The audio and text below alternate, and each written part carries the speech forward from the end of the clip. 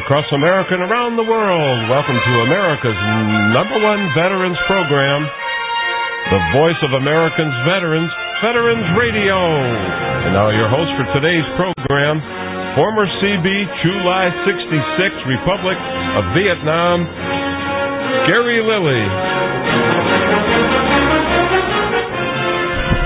Good morning, Bob. Representing the 101st Airborne, trained as a forward observer, put to work as a medic. It's the military way. Hoorah! Good morning to that thin green and blue line out there protecting us and the rest of the world. That's our military of today. You're doing a great job. We older veterans are proud of you.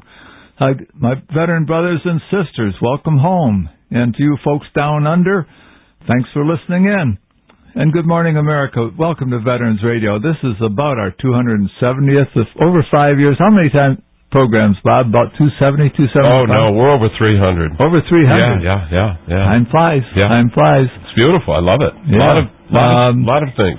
It's a great day for veterans, and when you see a veteran, thank them. When you see somebody in a uniform, active duty military, thank them, and make it sincere. These people are good. You and I went up to Camp Grayling and watched them train the Michigan National Guard. You know, it has changed. Not that my perspective hadn't been toward professional, but to see it firsthand and to watch the professional. I was looking at my photographs that I took there, and all the things that I saw reminded me on how confident I felt being around those troops, how professional they were. America, you can rest easy and be comfortable. We're in good hands. Those troops today are superb. Well, what a great segue, because I was watching television yesterday, and, I know, saw the movie Stripes. I'm telling you, folks, that's not the way it is. That's the Beetle Bailey Army. That certainly is not the way it is. The disrespect, all you veterans that are out there know that never, ever, ever happened at any of the repo stations. Absolutely never. But now to see the soldiers being professional, going out, risking their lives, risking their very selves for America, and then seeing that kind of garbage on television. If you get a chance, write your station. Tell them what you feel about it. They don't need to show programs like that. Hollywood ought to start mocking themselves, because it would be more appropriate.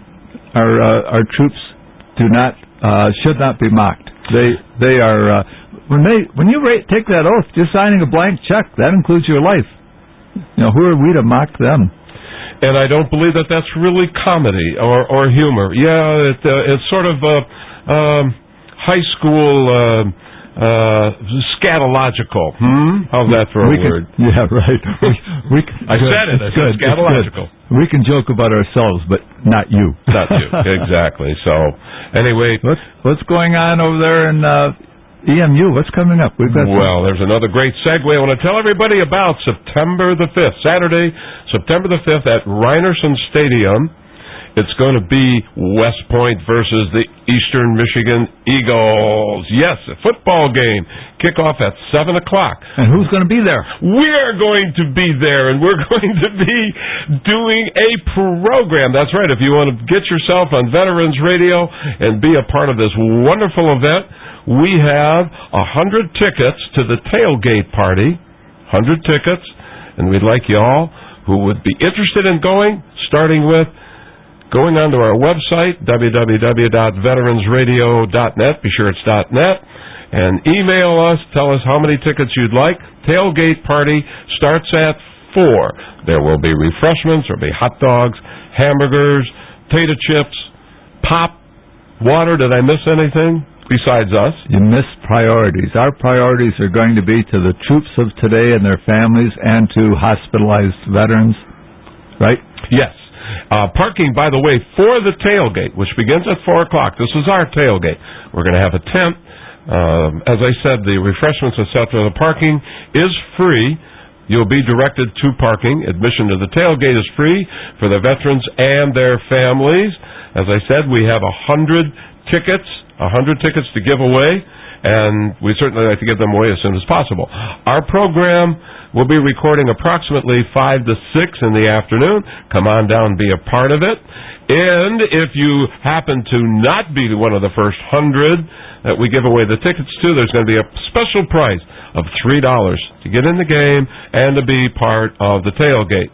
And every ticket that's sold as part of this particular project/program, $1 will benefit the EMU ROTC program. So once again, we're going to be telling you lots about this Saturday, September 5th. Happens to be Labor Day weekend, right here in Ypsilanti, Michigan. The Army versus Eastern Michigan, the Army Cadets, Eastern Michigan Eagles. Kick off at 7 o'clock, and we're going to have tailgate at 4. We'll be giving you more information. It's going to be fun. We got troops coming home today, do we? Yes, we do. Each week on Veterans, thank you, Gary. Each week, I know, I'm shuffling papers here as we go along. Each week on Veterans Radio, we welcome home servicemen and women who've been stationed around the world in the service of our country. After a year overseas, Fort Benning, Georgia saw the 988th Military Company coming home. Approximately 50 soldiers with the 988th will return from Iraq and arrive at Fort Benning, Georgia. While deployed, the 988th mentored and trained Iraqi police force. This was the military police company's third deployment. The company also spent 6 months in 2002 guarding prisoners at Guantanamo Bay, Cuba. Dateline, the Keystone State. The largest Pennsylvania National Guard contingent sent into combat since World War II will stream home from Iraq one plane load at a time. Advanced elements of the 4,000-member 56th Stryker Brigade combat team will start the homeward journey within days. The entire brigade should be back by late next month. Colonel Mark Ferraro said yesterday in an interview from Camp Tajid, northwest of Baghdad, said his troops, and I quote, have exceeded every expectation in carrying a heavy load of responsibility rarely given to a Guard unit. That fits right in, Gary, what we talked about when we were covering the Guard there at Grayling. Exactly. Isn't that something? Yep. Since late February, the 56th has been in charge of security in a wide swath of territory northwest of Baghdad. They were working to put down a diminishing Iraqi insurgency. They also built up the capabilities of the Iraqi army and even expanded the electrical supply in the region. That's another thing, too, I wanted to point out. This National Guard unit, the engineers, they're bringing electricity, bringing comfort back to the civilians. Bringing water. Absolutely. Water, electricity. You bet. I'm going to further quote the colonel. I think our major accomplishment is our partnership with the Iraqi army. We have seen them grow in many areas. That's also good to hear. Great stuff. The 56th is the only one of the Army's 7 elite Stryker brigades to be contained within a Guard division. The Stryker is a recent type of combat vehicle that looks like a tank but rolls on wheels instead of tracks. Once again, the colonel and I quote, I think we have proven the concept that a Stryker brigade can exist within the National Guard. Everybody's back home can be extremely proud of these soldiers. Duty, honor, country. The world is supported by 4 things only: the learning of the wise, the justice of the great, the prayers of the righteous, the valor of the brave. To your own self be true. Medal of Honor recipient, Sammy L. Davis, 2001. Sammy, welcome to Veterans Radio. Thank you, sir. Good to join you. And I want to point out to people, it is not a winner. You do not win the Medal of Honor. It was not a sporting contest. You are a recipient of the Medal of Honor. Is that right, Sammy? That's a fact, sir. Yes, sir. That was pointed out to me one time, and I've never forgotten it. A fellow from the Korean War who was awarded the Medal of Honor. And I said that. I understand you won the Medal of Honor. He said, I was a recipient of the Medal of Honor, son. It was not a sporting contest. Yes, sir. Very true. Sam, you're out from Kansas, aren't you? No, sir. I'm from Flat Rock, Illinois. Oh, really? Yes, okay. sir. Not far away from here. Not too far. You enlisted in the Army right out of high school? Yes, sir. Went to Vietnam on the senior trip. Some people go to Cancun. A lot of people don't realize this, but between 2/3 and 3/4 of those who served in Vietnam, and closer to 3/4, were volunteers. And, the popular image is that everybody was dragged over there kicking and screaming. You were in the artillery. Your dad was in World War II, and so you volunteered for the artillery, did you? Yes, sir. Wanted to follow my dad's footsteps. Where did he serve? In Europe. World War II. Yep. What unit was he with? Do you remember? What army? No, sir, not at the moment. Okay, good. Listen, I should be calling you, sir. What are some of the honors that are extended to a Medal of Honor recipient, Sammy? Some of the honors that are extended to it? Right. Well, it's obligations more than honors, I believe. I have attended every presidential inauguration since Lyndon Johnson, and there again, it's not. I guess it is an honor to attend, but they expect you to attend to represent we the people. That's how it was described by me many years ago by Eddie Rickenbacker, actually. Really? You met him? Yes, sir. Oh, certainly, yes, sir. Now, does somebody in the military salute the Medal of Honor? I don't remember that anymore. Even the president salutes the Medal of Honor first. Isn't that amazing? That for people to get an idea of, you're a part of a very select group of a very select group. What's the percentage of Medal of Honor recipients that receive it posthumously? Do you know that? Currently, I believe we have 98 living recipients, and there's been 3,470, I believe. Don't quote me exactly on that number, but there's been several received, but only 98 living. Right. Going back to the Civil War, and in the Civil War, most of them were awarded for capturing the other side's flag, which was quite important, especially in those days. Do I remember right that over 50% of those awarded the Medal of Honor receive it posthumously? Well, at least that, yes, sir. Yeah. That again, and I say that you're part of an elite group of an elite group, or a minority of an elite group. But tell us about. Let's jump right into what happened. It was in how do you pronounce it? Kilai. What was the town that you were west of? You were in South Vietnam. Southernmost portion of Vietnam, down in Kailai, right off the Mekong River. And not that far from the Cambodian border. You were with your artillery unit, and as I read, 11 guns and 42 men were helicoptered into an area west of Kailai to set up a fire support base. How many of you all told were there at that fire support base? In our unit, there were 42. There were 40. We only had 4 guns. D battery, which was the battery that they had devised these platforms that had hydraulic legs on them, and they moved in just off our port side and set them up in a rice paddy, and they were 400 or 500 yards at least from us, and then we were set up right on riverbank, and we had 4 105 howitzers. How many men were there besides your 42? Well, I didn't know how many was in D battery. We had 42 with us. That's what was running our guns. And how many?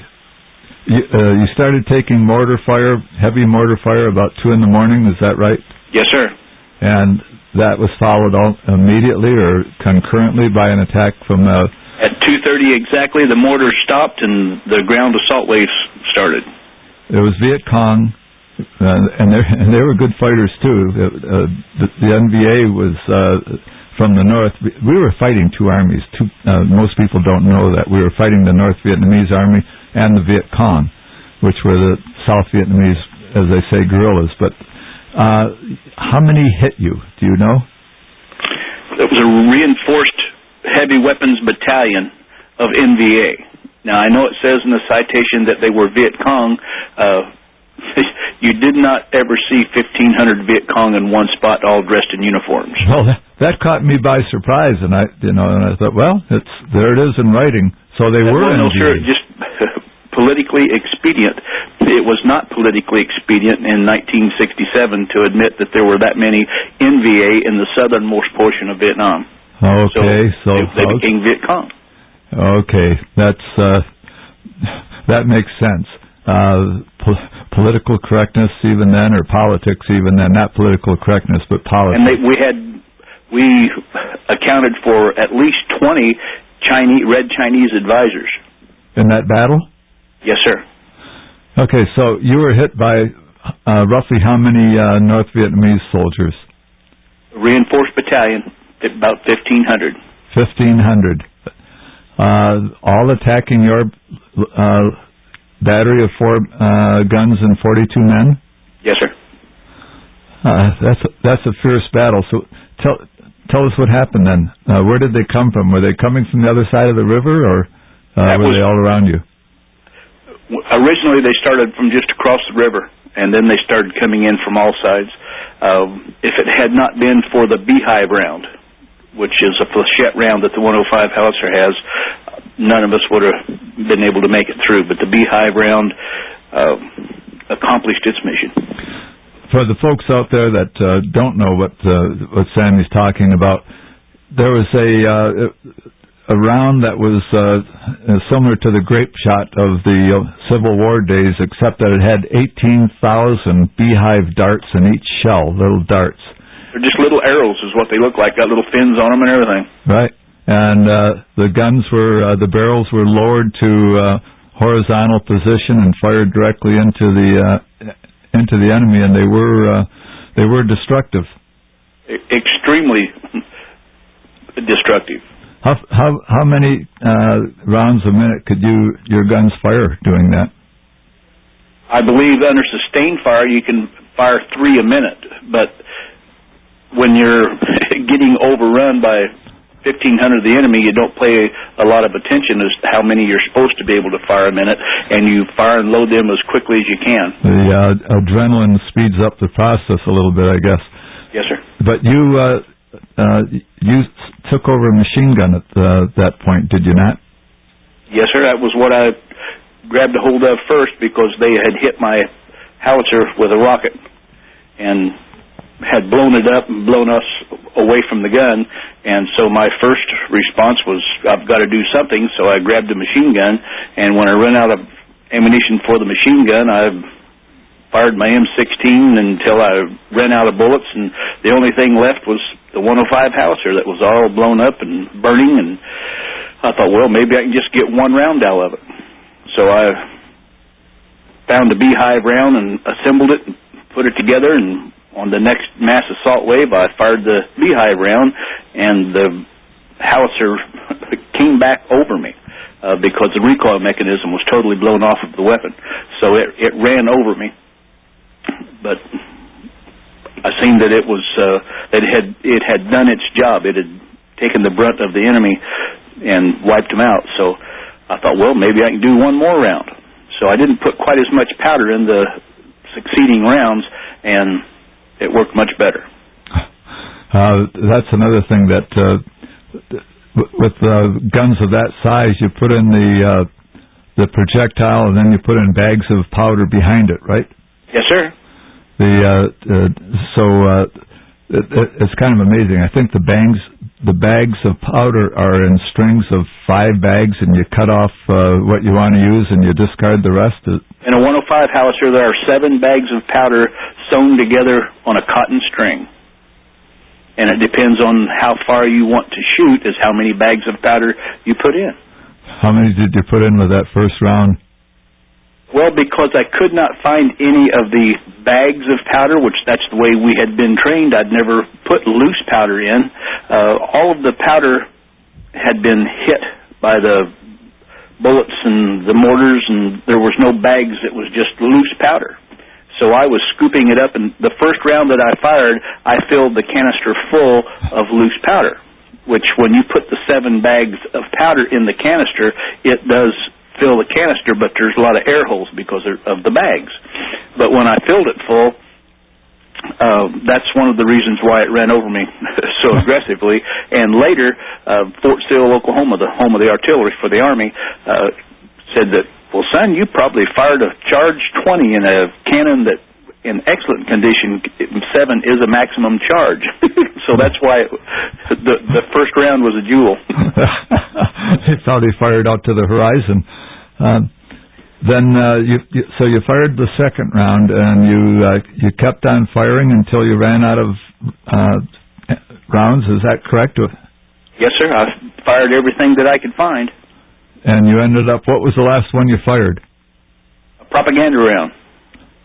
So this is almost like the last round you fired was a bunch of leaflets? Yes, sir. Did it do anything? Most definitely. Changed the mind of some of them, I guess. I changed the mind of several of them, yes, sir. All right, so then when you ran out of ammunition for the howitzer, where was your crew at that point? You were the only one firing, operating it, is that right? Yes, sir. What happened to your crew? Wounded. Some had fallen back on one of the other guns to help them. They didn't. In that extent of a combat situation, your world becomes very, very small. Right. I know I thought that I was the only one left alive for my unit. I thought everybody else was gone, and in talking with the other men the next morning, well, they were each concerned with their own small bit of the perimeter. You didn't have time to stand up and look around and say, well, I wonder what Sam's doing or whatever. You were busy tending to business at your area. And that's what I was doing, and that's what they were doing. And the noise is ferocious. Oh, the noise is unreal. And they had tracers coming, right? Green? Were they green? Well, their tracers were white, blue, or green. Okay. And on which communist nation was supporting that particular effort, and that night it must have been well supported because we could see red, white, blue, green tracers going everywhere. And the reds were ours. The red were ours, right. I remember having a green tracer go by me one time, and I kind of was afraid to say that later on to people because I thought, well, tracers are red. And then I learned that was one of their tracers. Yes, sir. Yeah. We didn't get shot at very often, thankfully. In a combat situation, it is kind of like controlled madness. And you guys were all doing... Not so controlled. What's that? Sometimes it's not so controlled. It's just madness. Yeah, and you guys were just reacting to your training and the will to live. We were doing our job, taking care of each other and doing our job. I've said that more times on this program. Someday I'm going to figure out what that term "just doing our job" means when it involves machine gun fire coming at you and doing the things that you guys do. I've heard more guys say, "I was just doing my job." That really works my mind. I really want to tell you. You're taking care of your brother in the same manner that you would want them to take care of you. That is your job. There you go. The brother alongside of you. That's what you're fighting for, right? So, and speaking of the brother alongside of you and taking care of your brother alongside of you, at some point you heard yelling from the other side of the river? Yes, sir. Gwendell Holloway stood up and said, "Don't shoot, I'm a GI." And I just was devastated to the fact that I'd been firing beehive all night at my brother. What were they doing on the other side of the river? They were with 5th to the 60th Recon. They had set up the perimeter around our fire support base. They were providing our security. So that's why they were over there. You weren't aware that they were over there? Yes, sir. We knew they were over there, but we had been told that when the enemy attacked us, that all of our guys were back within our circle. Okay. So they started yelling, and what took place then? I had to go get them. You don't leave your brother across the river. You can't swim. I devised a method to go get him, which by that point my body was in pretty sad shape. I'd been shot with bullets and beehive and had shrapnel wounds all over me, and I thought, well, I better find a piece of an air mattress. So I found an air mattress and blew it up and tied it off closest to the blow-up nozzle that I could that didn't have any bullet holes or any holes in it. And sure enough, I thought, well, that'll hold enough air to get me across the river, and it did. And I made my way to where I had last seen Gwendell stand and wave his boonie hat at me. And when I reached that location, there were 2 more men in a foxhole. So there were 3 guys instead of just one, and it had taken me about 45 minutes to make my way across the river and then crawl up through the jungle back to where I'd seen Gwendell. And I knew I didn't have the physical strength left to make 3 separate trips, so I asked the man above to give me the strength to carry all 3 of my brothers at one time. So the worst wounded, Jim Deister, was shot right through the head. I picked him up and put him across my shoulders. Billy Ray Crawford from Alvin, Texas, picked up Billy Ray. Now, Billy Ray had lost, I think it was his left leg, but Gwendell had put a tourniquet on it so he could still help, and Gwendell had been shot in the back and had been shot in the head, or had a shrapnel wound in the head, but he was still doing okay. So we all helped each other back across the battlefield till I got to the river, and then I started ferrying them back across one at a time. Now, did you take a weapon with you? Because I understand you stood up and fired into the jungle to suppress the enemy at that point. At that time, I did not have a weapon. I did not have any ammunition. It wasn't until I got to Gwendell's foxhole. He still had 3 clips of ammunition left for his 16, because he didn't think it was too wise to, he is dead in the middle of 1,500 NVA. He didn't think it was a good idea for one man to stand up and start shooting at him, so he was just trying to hide. Right. Exercising a little bit of common sense. Yes, sir. All right. You were badly wounded. You had holes all over your body. You took an air mattress that had holes all over it, and you went across the river to retrieve these badly wounded guys, and on top of everything else, you can't swim. Oh, no, sir. I've always swam like a fish. It was just because my body was in bad shape that I couldn't swim. Okay. I'd always heard you couldn't swim. Well, unbelievable. I had an inability to swim. I believe in the citation that's what it says. It's my inability to swim. Okay. Doesn't mean I didn't know how. It just means my body wasn't working good. All right. You're listening to Veterans Radio. We're coming up on a break. We'll be right back. With 3,400 recipients of the nation's highest award, this is one of them. Staff Sergeant Rudolph Davila landed at Anzio to little resistance, but that didn't last. Details after this. Davila's unit moved quickly into a mountain pass leading to Rome. When the supply lines became overextended, they were ordered back to the beach. German artillery began firing down on the Americans, making Anzio a bloody battleground for weeks. On May 28th, Davila's squad had moved back into the mountains and was ambushed by Germans dug into high ground. Davila scrambled toward the crest of the hill, yelling for his men to follow, but they continued to hug the ground. He ordered them to pass him a tripod machine gun and ammunition. He assembled the weapon and raked the enemy position until he'd used up several 250-round ammo containers. He jumped on a disabled tank to use the .50 caliber, but it had been removed. Spotting snipers in a house on his left, he began shooting his rifle. He jumped down from the tank and ran into the house, found the snipers dead, and then began shooting at the machine gun emplacements across the road. He received a battlefield commission, and 56 years later, he was awarded the Medal of Honor by President William Clinton. The Medal of Honor series is produced by Veterans Radio. We're back on Veterans Radio with Sammy Davis, Medal of Honor recipient for action in Vietnam. On 31 March 2000, this email was sent by Jim Deister. Hello, I tuned into your website on SAM at the advice of one of my friends. It is a very good website. I was the most seriously wounded soldier that he brought back across the river. Sam is one of the bravest individuals that I know, although he will only tell you that he was doing what was right. He has a lot of integrity. Thanks again, Jim Deister, Salina, Kansas. So the one who was the most seriously wounded lived. Yes, sir, he did. Thanks to you and the docs and the nurses. but thanks to you, he got a chance to go to the docks and nurses. That's a fact, yes, sir. Have you met Jim Deester since the war? Oh, yes, sir. We've definitely become brothers. We see each other a couple times a year, sometimes more often. Okay, what does it make you feel when you see him? Is it like seeing family? This May, I was out in Stockton, California, where Gwendell Holloway lives, and I got to spend some time with Gwendell. Now, I don't get to see him as often as I do Jim Deister, but it was good. One of the lieutenants that was across the river, he was the lieutenant in charge of the 5th or the 6th, Lee Alley from Wheatland, Wyoming. Get to see Lee, well, usually every year or two anyway. So all three of those men lived?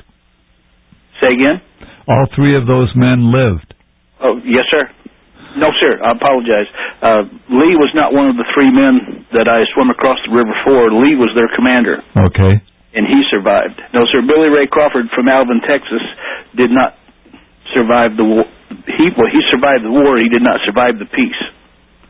He came home and self-medicated himself, and he was a black man from Alvin, Texas, coming home a disabled veteran, and I would call down and talk to him, and he'd say, "Yeah, Sam, everything's doing good." And it wasn't until later that I found out that things weren't doing that good. Awfully sad. Brave, good men. Awfully yes, sad. Sir. Okay. How you got all 3 of them across at the same time? No, sir. I carried Jim Deister across first, and then when I got to our bank, Bill Murray and Frank Gage jumped in the river and helped get Jim Deister up out of the water, and then I immediately went back across. Gwendell and Billy Ray could both hold on to the air mattress, so my job was somewhat easier, and I ferried them back across. Then once again, Bill Murray from Lenore, North Carolina, and Frank Gage from Buffalo, New York, helped get them out and got us all squared away, and we kind of took care of each other medically. And then that's when I decided I'd try to crawl on back and help one of the other artillery pieces that was still firing. So that's what I did. I couldn't do much, but I did help. Okay, you were full of holes. You rescued 3 guys. You went across that river a couple of times. You stood up and fired on the other side of the river. All this time the attack was still going on. Is that right? Oh, certainly, yes, sir. Well, you wouldn't have had to go help the other artillery crew if it wasn't. How long did that attack last, Sammy? They didn't break contact until about 8 o'clock in the morning, as I recall. And I believe by 9 o'clock we were starting to get dust-offs in, and so we had to do triage.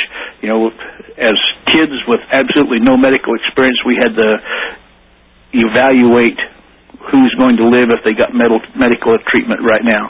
And that's one of my nightmares. Did I make the right decisions? How old were you? I had just turned 21 years old, just a few days before that night.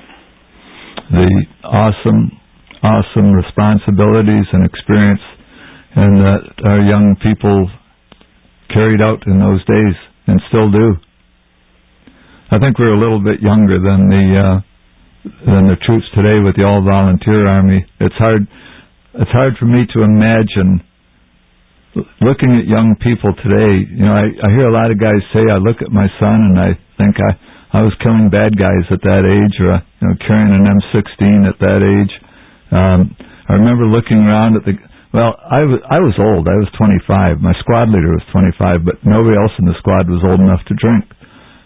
Go through a war and come back and you're not even old enough to drink. And in those days, not old enough to vote. My sergeant, James Gant, he was an old man. He had been in the Army all of his life, and he was 27. Okay. Now, I'm going to skip around a little bit right now. You played the harmonica over there. Yes, sir. That's where I learned how to play the harmonica. My mother had sent me one because of the letters that I was writing home. I didn't want to worry Mom, so I would write about the beautiful sunrises and the beautiful sunsets and how the mud smelled and what she thought was that I was bored, so she sent me a harmonica. It hope this helps you be not quite so bored. That note should still be on the original harmonica in the Medal of Honor Museum at Patriots Point, South Carolina. Is that right?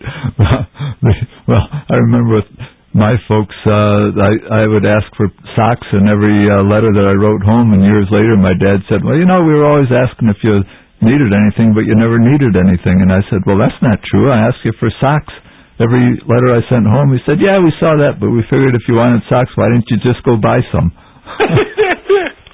So people don't understand. No, thankfully. You had a sergeant that asked you to learn to play Shenandoah. Yes, sir, Johnston Dunlop. And what would he say to you when he'd walk past? He'd say, play it again, Sam. So he would sit down. John and I went through basic training together. He was prior service. So immediately out of basic training, he made E5. And then in Vietnam, we met up again, and he was with the 5th Cav, 9th Infantry Division. And John was the one going out and gathering the intelligence that would ultimately end up sending us to a certain location because the enemy was there. So John would come into our perimeter and find me and say, Sam, play it for me. So I would sit there and I would play Shenandoah. John was from New York, Avery, New York, as I recall, and he would drive down to the Shenandoah River Valley when he was a young man and sit on this same rock and hang his feet over the ledge and look down into the water below, and he said, Sam, you can see trout this big, and the water was just so clean and clear, and he would mention the soft hint of pine. He says, not real strong, but just a soft hint of pine, and always the cool breeze, and that's where I go in my heart when I want to relax. And when you play the song Shenandoah on your harmonica, it helps my heart get there quicker. Well, awfully lonesome days. And what happened to John? Johnston was killed in Vietnam. So many good people, so many. Is there anything that else you wanted to say about the battle that took place in the battle in the last 2.5 minutes of this segment? Although I am the one that received the Medal of Honor, I think it's so unfair to the rest of the men that were there that night, because if one Medal of Honor was awarded, they all deserved the Medal of Honor because we all took care of each other. We all did what we had to do in our immediate area to take care of each other. And I don't know why. Of course, it was the other 11 men that put me in for the Medal of Honor. But I think they all should have the Medal of Honor. I think Lee Alley should have the Medal of Honor. I think, they all earned it. If I earned it, they earned it, because we were all doing the same thing. But you must have done a little bit different if the men that you were with put you in for the Medal of Honor. Well, yes, sir. I guess you did, huh? Deeply appreciated their belief in me. And you were told that you were going back to the United States, is that right? When I woke up in the hospital in Yokohama, Japan, yes, sir, they told me they were going to send me home and retire me from the Army because of my injuries, and I told them I didn't want to go home. I didn't want to retire from the Army. I wanted to go back to Vietnam and be with my brothers. And General Westmoreland had just given me a pair of boots a few weeks before that night. And that's what I was basing this great friendship between General Westmoreland and I on at that time. And I told him, I said, General Westmoreland and I are close friends. You call him, he won't send me home. Well, they did, and Westy called back, and they came on a stretcher and carried me down to the colonel's office, and I spoke to Westmoreland, and he kind of let me ramble on for a little while, and then he said, well, son, what is it that I can do for you? And I explained to him, I said, well, sir, they're going to send me home and retire me from the Army, and I just want to go back to Vietnam and be with my brothers. And he said, well, son, let me talk to your colonel. We'll see if we can do that. And I got to go back to Vietnam, and I spent my remaining tour with my guys. What do you think of General Westmoreland? He was a friend, a confidant. He treated me like a son, and I loved him like a father. He had a hard job, and there's a lot of Vietnam vets that are, I think it's natural. The guy on top, he takes the blame and he takes the credit, but when you're on the bottom, it's the blame. When you're on the top, I guess it's the credit. But he was well loved to this day by the troops. We're coming up on a break, and we'll be right back with our last segment. We're back on Veterans Radio with Sammy Davis, the A Medal of Honor recipient from the Vietnam War. Amazing story. Anybody that received the Medal of Honor, it's an amazing story. I've met a few. Did you ever meet Roy Benavides, Sammy? Certainly, yes, sir. Roy and I went on several speaking tours together. You always picture, I've always pictured a Medal of Honor recipient as this giant of a man. And boy, I met Roy, and he didn't come up to my shoulders. But he was a giant of a man. There you go. I guess it's how tall you are inside your insides. It's your heart, yes, sir. Yep. Westmoreland. Going back to him, I just wanted to make a comment after the comments I made before. Pretty interesting. I've heard from people that knew General Westmoreland that even though he served in World War II, Korea, and Vietnam, he always considered himself a Vietnam vet. Yes, sir. And I guess we were his boys. Another thing about the man that you rescued, who later on committed suicide, I guess, whether it was the slow or the fast method, society, it's up to you to help these people coming home from war to heal. And we've got people coming home from war right now, and one of the things that helps them heal is simply saying thank you for the job you've done. And that way you know that it wasn't just in vain, that there are people who appreciate it. Yes, sir. It's important that we get them to talk about it, because one of the mistakes that was made with the Vietnam veterans, I remember the VA telling me to just forget about it. It wasn't important. And because I could not forget about it, I thought I was defective. I thought I was crazy. And when you think you're crazy, you will do crazy things.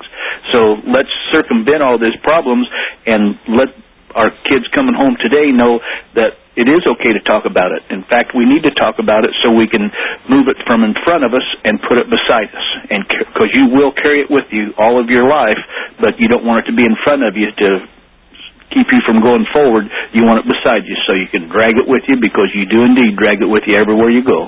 It is with you every day of your life.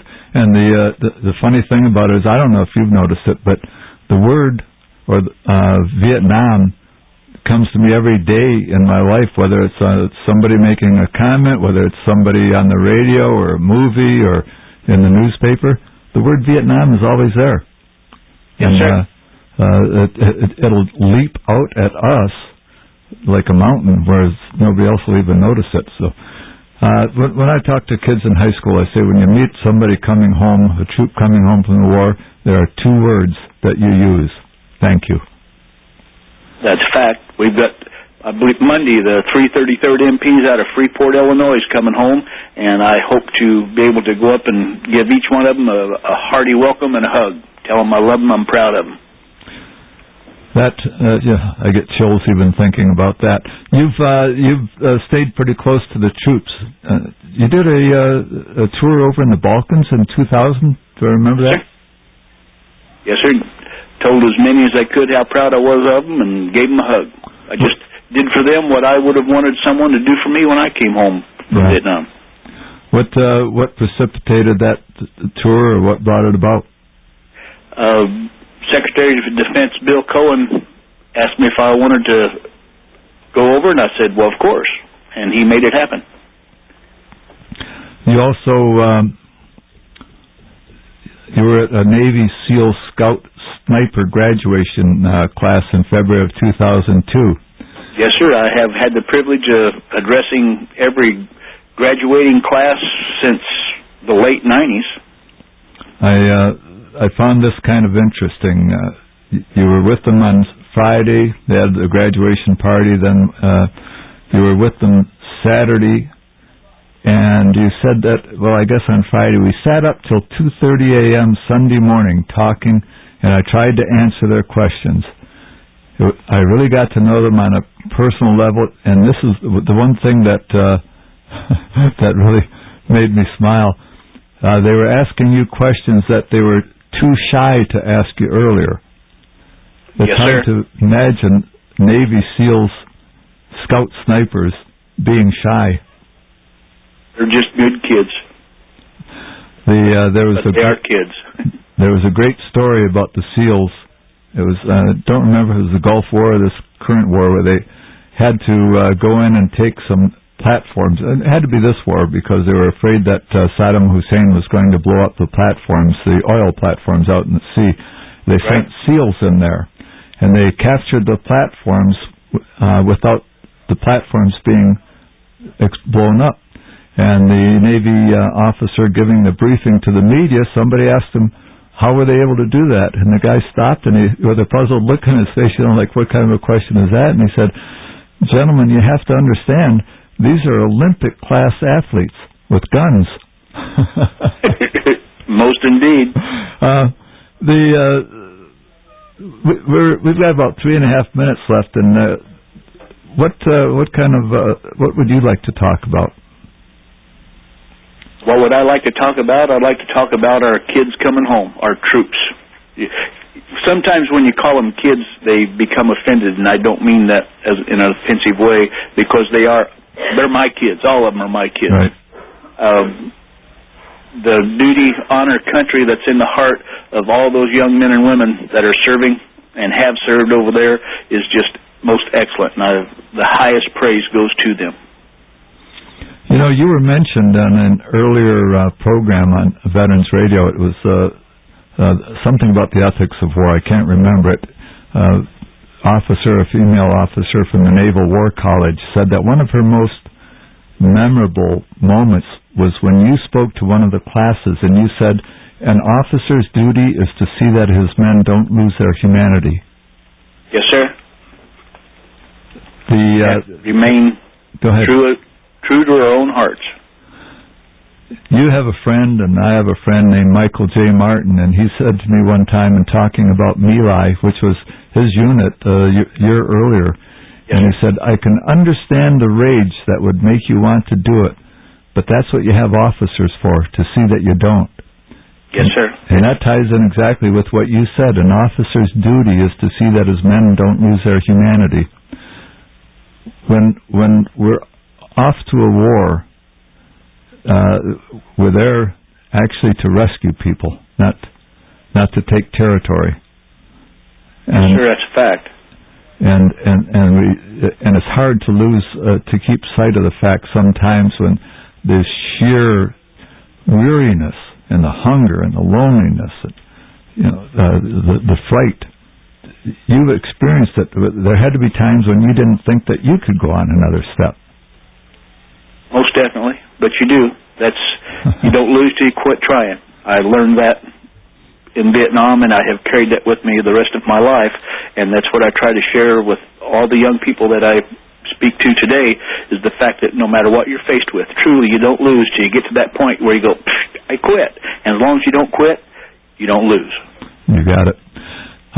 Sammy, I know that you held off on leaving for a trip, you and your wife, and to do this interview, and truly do appreciate it. So thank you very much for being on Veterans Radio.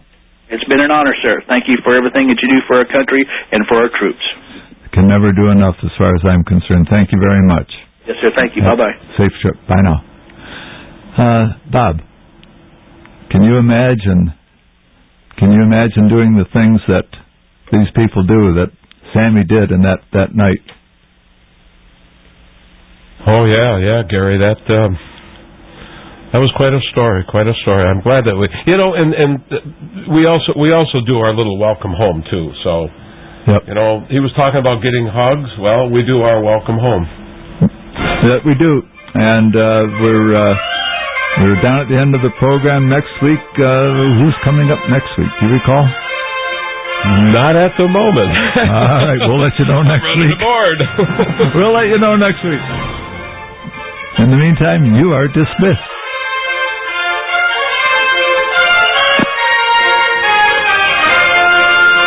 All programs are not part of or necessarily the views on this station or WDEO or Veterans Radio, LLC.